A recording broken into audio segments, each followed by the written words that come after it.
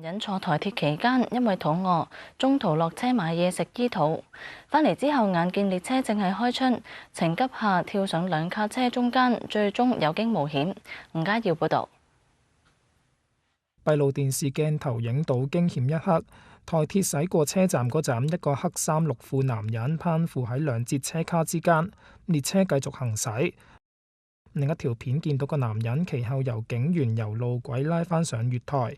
事發喺星期六晚，台鐵太魯閣號448次列車。傳媒話呢個年約40歲姓蔡嘅男人因為肚餓，所以趁1分鐘停車時間喺南港站落車買食物。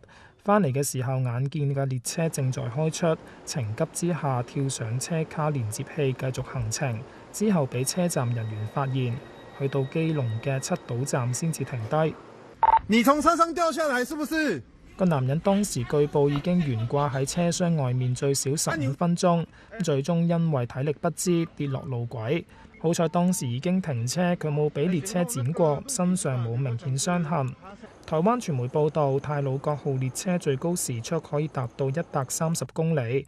有前台鐵車長指出，如果列車高速行駛嗰陣，男人唔小心跌落嚟，後果不堪設想。個男人大難不死，但係法網難逃，因為違反鐵路法，面臨最高罰款7500元新台幣，折合港幣大約1750蚊。Now TV 記者吳家耀報道。